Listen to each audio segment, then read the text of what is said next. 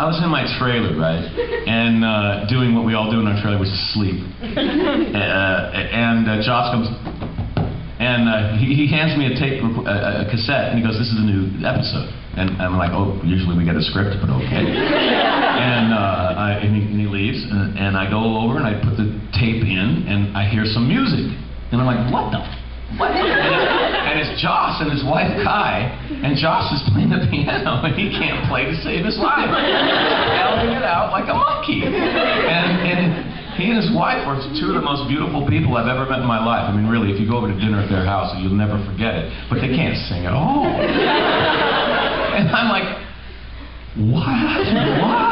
John, what? And I go out of my trailer, and everybody else got the same tape at the same time. They're all coming out of the trailer. They got the same look on their face. What?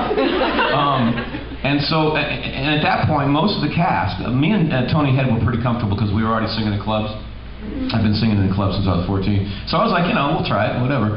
But for most of the cast, they were being asked to do something that they weren't trained to do in front of millions of people, in front of the world, right? So the cast went to Joss and said, "Look, man, you're going to ruin my career. If you ask me to juggle chainsaws, I'm going to cut my hands off. If you ask me to do a musical comedy, I'm going to flush my career. This is not what I'm prepared to do in front of an audience. I'm a dramatic actor, for God's sake."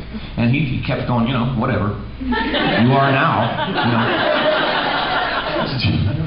And at some point, we all realized that he really was on the kick about this. He was not going to let us off, and we really were going to film it. And so I watched the cast go from being really afraid and really not wanting to do something brave to really buttoning down, getting the vocal coaches in there, getting the dance instructors in there, doing the homework, and just going for it.